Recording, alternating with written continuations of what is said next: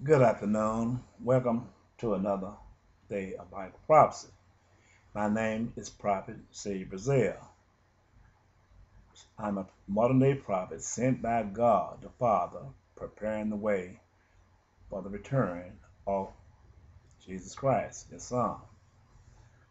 Noted in Isaiah 6 1-3 and in Micah, M-I-C-A-H, 1 3 1-3. Uh, but what I want to start today, I'm going to continue back on what I got behind me, the charts I have behind me, to better explain how these become part of Bible prophecy. But I want to speak concerning the little fox. I've seen this in Bible prophecies, and these are the things that we don't consider the little fox, the little things that do unbeknownst to us that men do, the sinister minded men do, that we do not consider. And I want to bring you back to this alleged aircraft tragedy they showed where this young black male out of somewhere in Africa, somewhere in was connected with Yemens. And I said, you have to watch propaganda. Well, I spoke concerning about the little foxes that God spoke of in the Bible many times by these little foxes. They take and get the tender vines of the grapes. You never know what he's doing on there. All you know, you gathering the fruits of the grapevines. But if that little fox that you is not considering is destroying the tender grapes, even if his teeth is not sharp enough to cut the grape, the adult grape, the one have grown and is bearing, he destroying the tender grape vines by chopping down the little tender grape vines, the little tender roots. That's where this young seed will come out of. But if you look at it at a realistic point of men, as a parable speaking of men's, as God uses as the parable in Isaiah chapter 5, then you can understand the significance of the meaning of this here, which God used this parable as God created a vineyard for his son Jesus, which you have grapes. And this transcends to the human origin of the body. What God is trying to tell us who have wisdom, as long as that grape that is growing and the vine is yielding its fruit, the devil takes and attacks the tender grape, which we do not consider.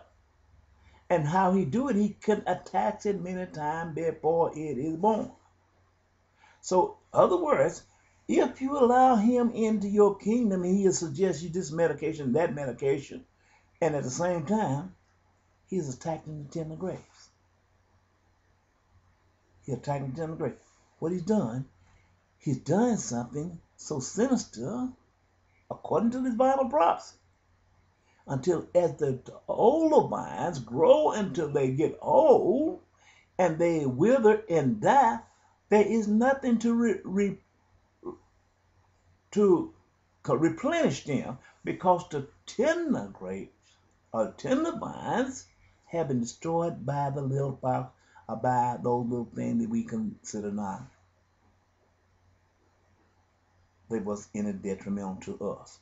In other words, if they attacked our children before they at a tender age, and before they enter the womb and destroy that seed part of our children's, we don't consider these because wisdom don't bring us back to look behind us.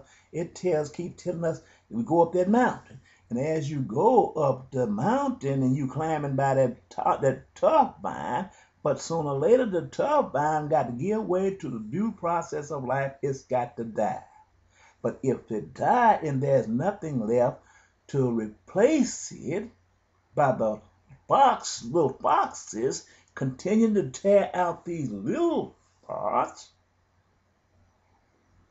then you'll find what the enemy did, but it be years too late. You have no root. You have no generation no more. So that generation that you once was, it would become extinct in the whole earth. This is the way you see it. When you see the genetic color code, it's changing day by day, year by year, from a predominant black world to a mixed race world and a white race.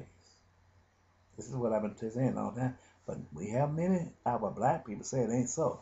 Or say God didn't do this and God didn't say that because they've been elevated. They chasing the mindset of their dollar.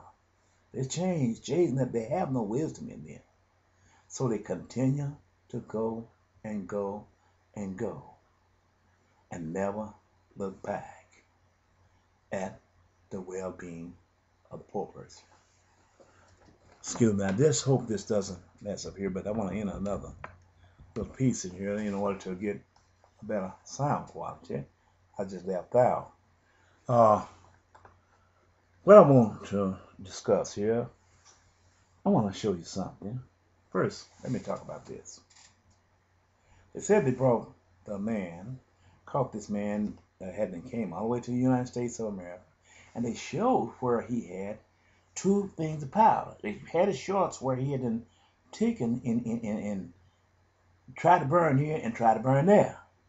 They might not do nothing to the man, but they're going to take and increase the radiation to try to be more discreet on their investigation. This is why God called this man the little fox.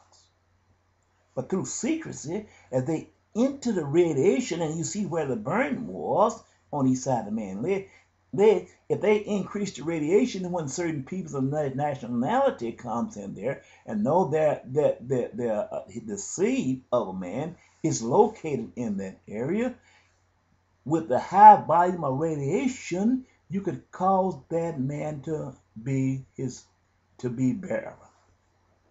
You can cause him to not to be he becomes sterile. They know this. So they're not all the time when they're shooting him in the head with a gun.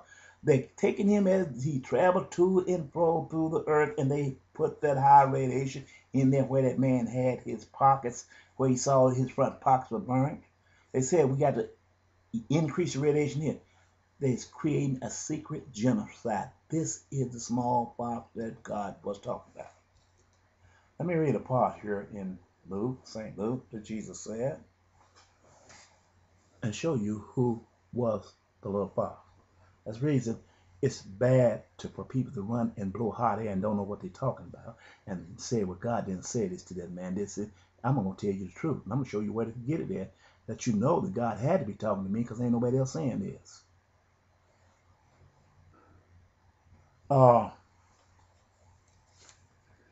St. Luke,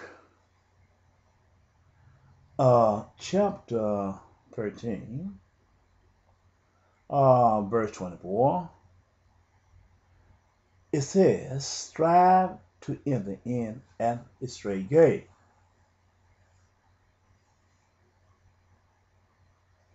For many, I say unto you, will seek to enter in and shall not be able. When once the master of the house is risen up and has shut to the door, and ye begin to stand without and knock at the door, saying, Lord, Lord, open unto us. And he shall answer and say unto you, I know you not whence you are. Read this here. Then shall you begin to say, we have eaten and drink in thy presence, and thou hast taught in our streets. But he shall say, I tell you, I know you not whence you are. Depart from me, all you workers of iniquity. This is where the black peoples, white people, and all the peoples in the world have turned away from him. They don't search these little small things. And what Satan do, work iniquity through them and to defile the things that God set forth. They become partakers in what God had warned us of, and that way we never see the truth. We never understand the truth because of them considering only themselves.